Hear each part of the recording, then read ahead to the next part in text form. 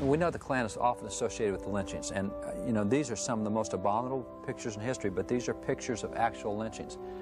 4,800 Americans were lynched. Now, out of the 4,800 that were lynched, 1,300 were white, 3,500 were black. We have never heard that before. We've never heard 1,300 white lynched. I thought it was just lynching blacks. No, they were lynching Republicans. But again, back at that point in American history, if you were black, you were a Republican. You couldn't lynch every white you saw. Some of them might be Democrats.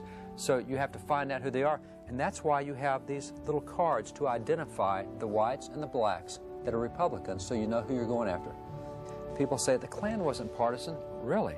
That's kind of interesting that as you get into the 1920s and 30s and 40s, the Klan was actually a wing of the Democrat Party.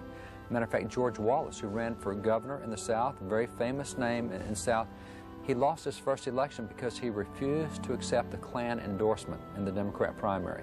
So the second time he ran for office, he accepted the Klan endorsement and won the primary.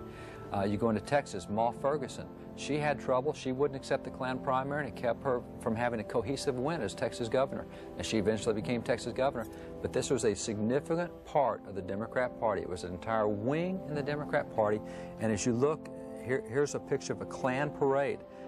You actually in Washington, D.C. had 40,000 members marching the Klan parade at the turn of the century. They included U.S. senators, U.S. reps, Supreme Court justices, members of the Democrat Party. When would that picture be taken? This picture is going to be taken in about 1910. One of the great Klan recruiting films of all time is called Birth of a Nation. Birth of a Nation is really one of the first films that was ever done, a motion picture, and it shows the Klan as heroes saving the South from all the blacks.